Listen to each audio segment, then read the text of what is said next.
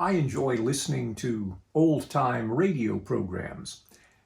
So I was intrigued a couple of years ago when I began reading David Brooks' book, The Road to Character. And he began with a story about old-time radio. He said that one of the radio stations in the area where he lives broadcasts old-time radio programs on Sunday evenings. One night, he was driving home and had that station on in his car. That night, the program they were airing was called Command Performance. Command Performance was a variety show, and the episode playing that night had aired originally the day after the World War II. What David Brooks noticed about the mood of the show was that it wasn't triumphant. No one was shouting and celebrating. The program featured some of that day's biggest celebrities: Cary Grant, Frank Sinatra, Marlene Dietrich, Betty Davis.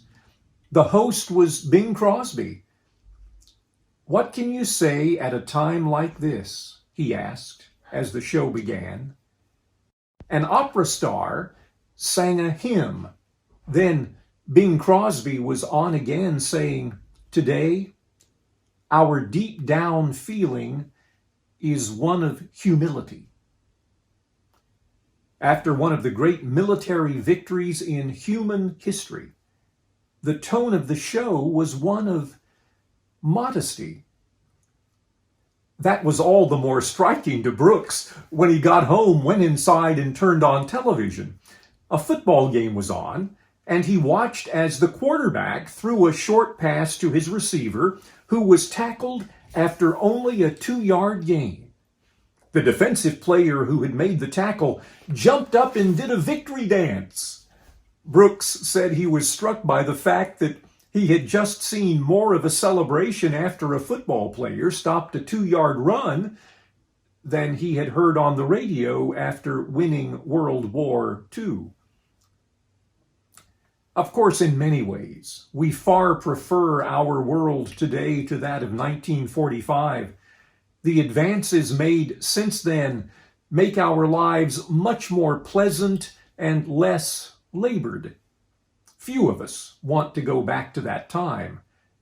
But the contrast that David Brooks saw between the humble sort of response to winning World War II on Command Performance and the jubilant response to making a play in a football game suggested to him that many of the people living in these two eras embraced different social codes.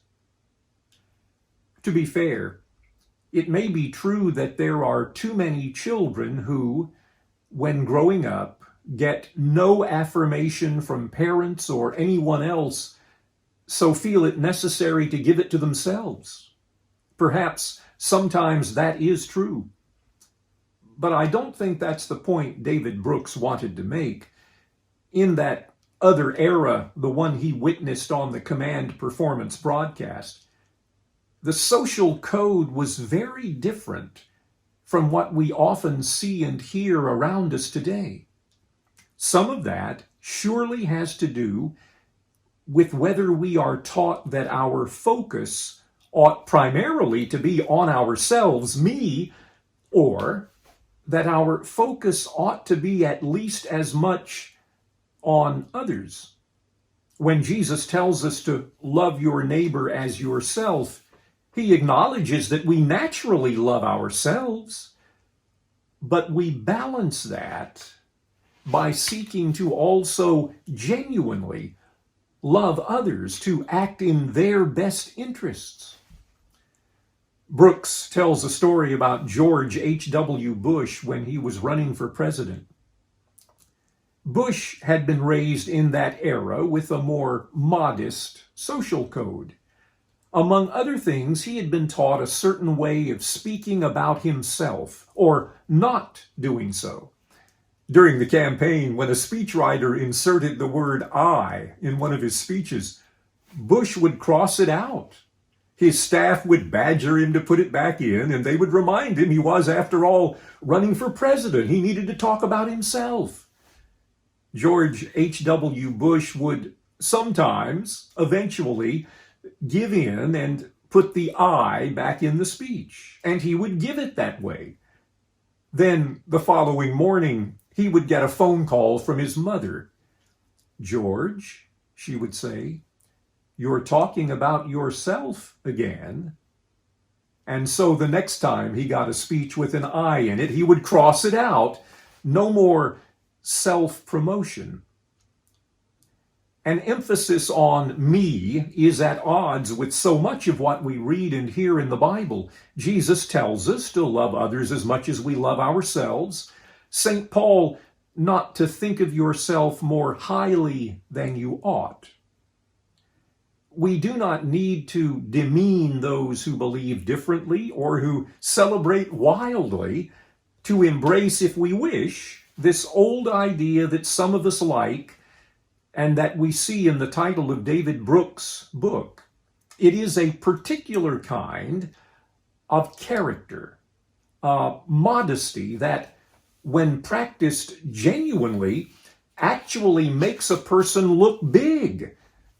George H.W. Bush ascended to the highest office in the land, all the while very uncomfortable with self-promotion. Might you and I prefer that kind of character? One that seeks to make more of others than of ourselves.